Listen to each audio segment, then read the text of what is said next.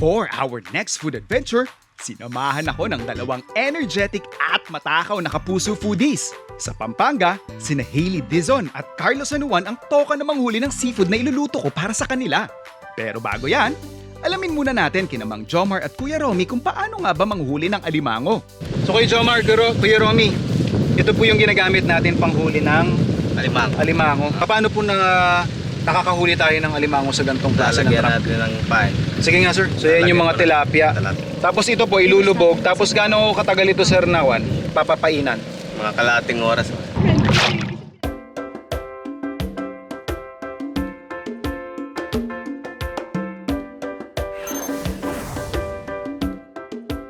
Yan guys, so 30 minutes na ang nakalipas. Check natin kung may nahuli na. Uy, medyo mabigat to ah! Teka, parang may bigat yun sa akin. Wait lang, try ko muna yung sa akin. Uy! Uy!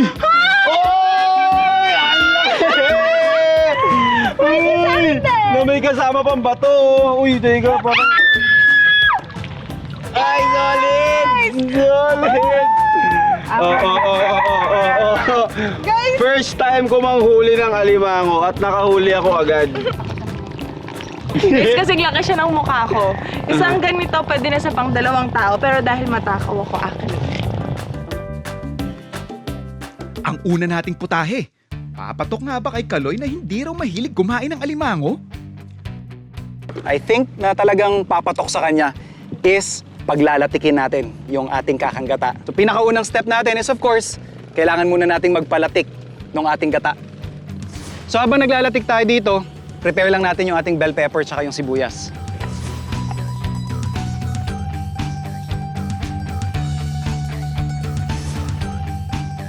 Ready na yung ating mga crabs. Antayin lang natin maglatik yung ating coconut cream. Isang mabilisang halo lang yan. Pwede na tayo mag-serve. Season lang natin to ng konting oyster sauce. Laban na!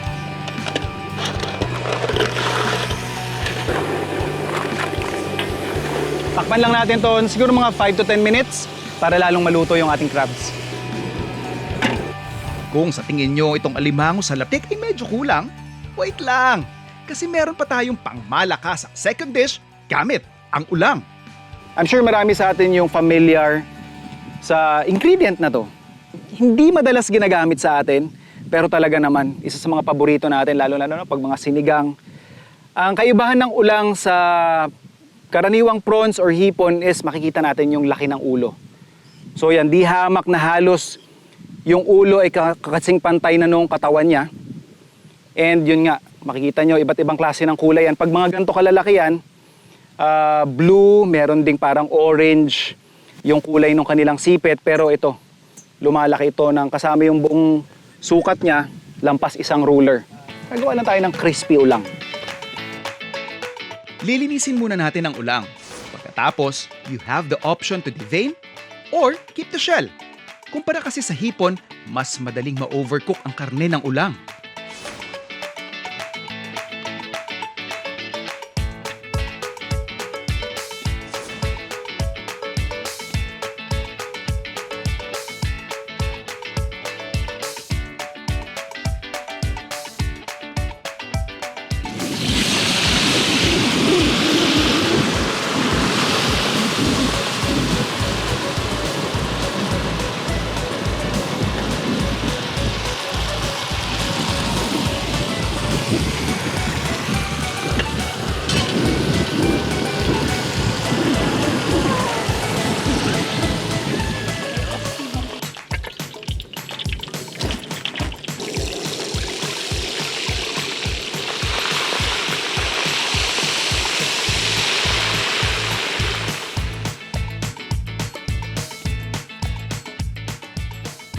Ito na, chef.